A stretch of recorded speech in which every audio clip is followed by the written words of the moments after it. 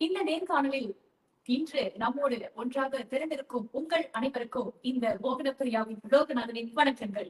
அனைவருக்கும் என்னுடைய மாலை வணக்க மக்களே. அதுல முதல எழுத்தெல்லாம் ஆதிபகவன் முதற்றே உலகு. தமிழுக்கு அமுதென்று பேர், அந்த தமிழ் இன்ப தமிழ் எங்கள் உயிருக்கு நீர். ஆமாங்க, இந்த ஒரு விஷயம் பாத்தீங்கன்னா இதெல்லாம் நம்ம எங்க படிச்சது? தமிழ் பள்ளி.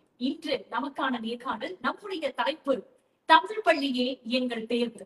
தமிழ் பள்ளிக்கும் இன்று நமது நேர்காணலில் முக்கியமான ஒரு நபரை நாம் சந்தித்துட்டு இருக்கிறோம். அது மட்டும் இல்லாம இவர்கிட்ட இருந்து தமிழ் பள்ளியை நமக்கு தேர்வுனா என்ன அர்த்தம், இதனுள் என்னென்ன விஷயங்கள்லாம் அடங்கியிருக்கு அப்படின்னு சொல்லிட்டுதான் இன்றைக்கான நேர்காணல். இன்று 8ஆம் தேதி மார்ச் மாதம் 2024 சனிக்கிழமைகள் மாலை பொழுது உங்கள் CIC, அதாவது கம்யூனிட்டி இன்ஃபர்மேஷன் சென்டர், சமூக தகவல் மையம் அப்படின்ற ஒரு விஷயம் உங்களுக்காக இப்பொழுது வரைக்கும் 3 நல்ல நல்ல தலைப்புகள் உங்களோடு இணைந்து நம்ம பயணிச்சுட்டு இருக்கோம். கண்டிப்பாக முகநூலில் வலையொலி எல்லாத்துலயும் நம்மள பின்தொடர்ந்து கொள்வதும் மறந்துடாதீங்க. நிறைய அரசாங்கம் சார்ந்த பல விஷயங்கள் உங்களுக்காக சமூக தகவல் மையம் உங்களுக்கு கொடுத்ததற்கு காத்து கொண்டிருக்கிறது. ஐயா வணக்கம். உங்களை பத்தி நான் சொல்லியே ஆகணும். இன்றைக்கான நேர்காணல் ஒரு முக்கியமான ஒரு நபர். அது மட்டும் இல்லாமல் மலாக்கா தமிழர் சங்கத்தின் தலைவர் ஐயா திரு குணசேகரன் சுருட்டையா தான் இன்றைக்கு நமது முக்கியமான ஒரு நபர் இந்த நேர்காணலுக்கும். அது மட்டுமின்றி தமிழ் பள்ளியே நமது தேர்வு, எங்களின் தேர்வு அப்படின்னாலே கண்டிப்பா சார் தான். ஏன்னா மலாக்கா வட்டாரத்தில் உள்ளவங்களுக்கு இதை பத்தி தெரியாம இருக்கவே இருக்காது. நம்ம நேரடியாக அவர்கிட்ட இந்த விஷயங்கள்லாம் நம்ம பேச போகிறோம். ஐயா மாலை வணக்கம். வணக்கம். மாலை வணக்கம். எப்படி இருக்கீர்கள்? அந்த மாதிரி இருக்கிறோம் ஐயா. உங்களுடைய தமிழுக்கு சொல்லவே வேணாம், மாணவர்களுக்கு தெரியும். நாங்க எங்க காலத்துக்கு மாணவர்கள் ஆக சொல்லலாம், தமிழுக்கு அப்படி ஒரு சுவை உங்களை யாரும் பேசிட முடியாது. அந்த வகையில ஐயா சொல்லுங்க, நம்ம CIC பத்தியும் உங்களுக்கு இந்த தலைப்புக்கு என்ன ஒரு புரிதல் அப்படின்னு சொல்லி ஆரம்பிக்கும். மிக நன்றி மோகனப்பிரியா. இந்த சந்திப்பு உண்மையிலே எனக்கு மிக மகிழ்ச்சியை அளித்துக் கொண்டிருக்கின்றது. மலாக்கா தமிழ் சங்கத்துடைய தலைவர் என்ற முறையிலே இந்த தமிழ் பள்ளியை நம் தேர்வு என்ற இந்த சந்திப்பு காலத்து கட்டாயம் என்று காலத்தை கட்டாயம் நினைக்கின்றேன்.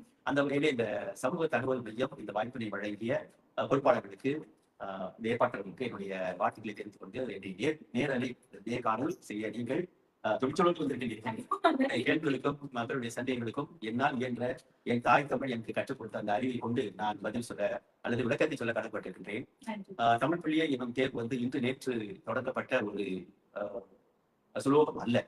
இது தமிழ் உணர்வு உடைய தமிழ் மக்கள் அனைவருடைய உள்ளத்தில் இருக்கின்ற உணர்வு சார்ந்த ஒரு விடயம், உணர்வு சார்ந்த ஒரு செய்தி. ஏன் இந்த போராட்டம் நம்முடைய உள்ளத்திலே எழுகின்றது என்பது எல்லோருக்கும் தெரியும். ஆனால் இன்னும் ஒரு பகுதியினர் இதை பற்றி கவலைப்படாமல் இருப்பது மிகவும் வேதனையாக இருக்கிறது. அந்த மக்களுடைய மனதிலே ஆழமாக சென்று அவர்களுக்கு அந்த உணர்வை ஏற்படுத்த வேண்டும். நம்முடைய தமிழ் பள்ளிகளில் ஒரு காலத்தில் எப்படி மாணவர்கள் நிறைந்து வழிந்து தமிழுக்கும் அமுதென்று பேர், அந்த தமிழ் என்ப தமிழ் எங்கள் உயிருக்கு நேர், தமிழ் எங்கள் இளமைக்கு அந்த தண்ணி தமிழ் என்றும் செழித்து வளர வேண்டும். இயல் இசை நாடகம் நம்முடைய நாட்டினுடைய கோட்பாடை மதிக்கின்ற நாம் அரசுடைய அந்த ஆட்சியிலே நாம் நன்றாக வாழ்ந்து கொண்டிருக்கின்ற நாட்டிலே 1000 பள்ளிகளாக இருந்த தமிழ் பள்ளிகள் இப்ப பலவிதமான சூழ்நிலை காரணமாக அதுக்கு வரலாற்று பின்னணி எல்லாம் நிறைய இருக்கின்றது. இப்போது 530 பள்ளிகள் இருப்பது பெருமைதான். இதை நாம் தற்காத்துக் கொள்ள வேண்டும். முடிந்தால் நம்முடைய மக்கள் தொகை, இந்திய மக்கள் தொகை சற்று அதிகரித்தால் அதற்கு சில காரணங்கள் சொல்கின்றேன். நம்முடைய தமிழ் பள்ளியிலே 1ஆம் ஆண்டு மாணவர்கள் அதிகமாக சேர்ந்தால் எதிர்காலத்தில் தமிழ் பள்ளி நிச்சயமாக கம்பீரமாக முன்னேற்றகரமான ஒரு பாதையை செல்லும். இப்பொழுது நம்முடைய மாணவர்கள் அறிவியல், கணிதம் போன்ற பல்துறைகளில் அனைத்துலக நிலையிலே பல வெற்றிகளை குடித்துக் கொண்டு வருகிறார்கள். ஒரு பக்கம் மகிழ்ச்சியாக இருந்தாலும் இந்த ஆண்டு தமிழ் பள்ளியிலே மாணவர்களுடைய எண்ணிக்கை சற்று குறைந்திருக்கிறது. இதனால் தான் நம்ம போராடுகின்றோம், தமிழ் பள்ளியை என் தேர்வு சொல்லி. இந்த தமிழ் பள்ளியை நம் தேர்வு என்ற இந்த வட்டத்துக்குள் பல செய்திகள் இருக்கின்றன. என்னுடைய புரிதல் என்று சொன்னால், நான் ஒரு தமிழ் தாயின் வயிற்றிலே பிறந்தவர். தமிழை பேசும் பொழுது, தமிழை கற்கும் பொழுது என்னுடைய உணர்வு வேறு, என்னுடைய அறிவு மற்ற மொழிகளை நான் இயல்பாகவே கற்று தெளிய முடியும் என்பதற்கு தமிழ் பள்ளியின் அடிப்படை, தமிழ் தாய்மொழியின் அடிப்படை என்பது அந்த உண்மையை இன்னும் சிலர் ஏற்க மறுக்கின்றார்கள். நான் ஒரு தோட்டத்திலே பிறந்தவர். என்னுடைய நண்பர்கள் போல நம்முடைய தோட்டப்புற வாழ்க்கை தான் அன்று நமக்கு வாழ்க்கை கொண்டு தோட்டப்பள்ளிகளே தான் நான் படித்தேன், கற்றேன். அப்படி இருக்கும் பொழுது ஆங்கிலம் அறியாமல், மலாய் மொழியும் சரியாக தெரியாமல் எப்படி நாங்கள் இடைநிலை பள்ளியில் போய் அந்த 2 மொழிகளும் கைவர பெற்று அந்த 2 மொழிகளில் புலமை பெற்றோம். குறிப்பாக நான் பல்கலைக்கழகத்தில் போகும்போது மலைவு தான் என்னுடைய டீச்சர். ஆமா, மலாய் இலக்கியம். அப்பொழுது கூட அவர் சந்தேகப்பட்டு அந்த பதிவாளர் கேட்டார், முடியுமா என்று கேட்டார். முடியும் என்று சொன்னேன். நம்ம அந்த பாடத்துல வைத்தோம். அதன் பிறகு இடைநிலை பள்ளியில கூட அந்த மலாய் மொழியை தான் நாங்கள் கற்றுக் கொடுத்தேன். அப்புறம் வரலாறு மற்றும் பெண். அப்ப இந்த மொழி என்பது தமிழ் பள்ளியிலே படித்த மாணவர்கள் மற்ற மொழிகளில் சோலை போக மாட்டேன் என்பதற்கு நாமெல்லாம் நல்ல ஒரு எடுத்துக்காட்டு. நம்முடைய நண்பர்களும் அப்படித்தான் இருக்கிறார்கள். அதுவே பெற்றோர்களிடையே ஒரு பயம், ஒரு அச்ச உணர்ச்சி இருக்கின்றது. காரணம், தமிழ் பள்ளியில் படித்த நம்முடைய மாணவர்கள் இடைவெளி பள்ளிக்கு போகும்போது பல சிக்கல் அடைவான் என்பதை பிறகு நீங்கள் கேட்கும்போது சொல்கின்றேன். இந்த புரிதல் இருக்கு இல்லையா, தமிழ் பள்ளி, இது நம் தமிழ் பள்ளி நம் தாயை போன்றது. அதான் என்னுடைய புரிதல்.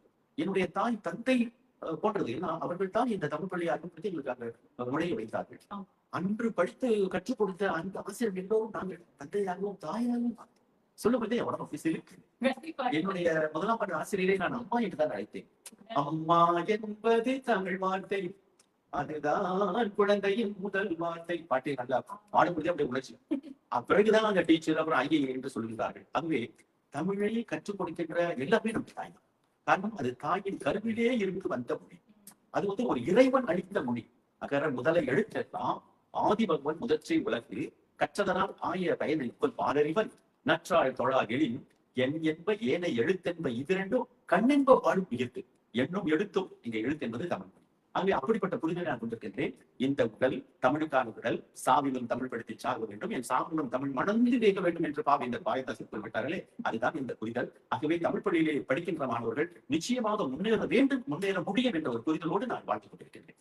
கண்டிப்பாக ஐயா, இந்த தெளிவு பாத்தீங்கன்னா உங்களோடு எப்படி தமிழ் மொழியும் அந்த தமிழ் பள்ளியினுடைய அந்த ஊற்று சொல்லுவாங்க இல்லையா, அது எந்த அளவுக்கு உங்களுக்குள்ள இருக்கின்றது அப்படின்றத ஒரு முன்னுரையாக மட்டுமின்றி அது தலைப்புக்கு ஒரு புத்தம் புதிய உணர்ச்சி கொடுத்த மாதிரி இருக்கு. எனக்கே ரொம்ப உடம்பா செலுத்து விட்டது. ஏன்னா நீங்க சொல்லியிருந்தீங்க இல்லையா, பள்ளி காலத்திலும் நீங்க படிக்கின்ற கல்வி கற்ற காலத்திலும் எந்த அளவுக்கு உங்க தமிழ் மொழி இருக்கிறது அப்படின்றத என்னால இங்க பக்கத்துல உட்கார்ந்து என்னால உணர முடிகிறது. கண்டிப்பா நன்றி சொல்லியிருக்கேன்.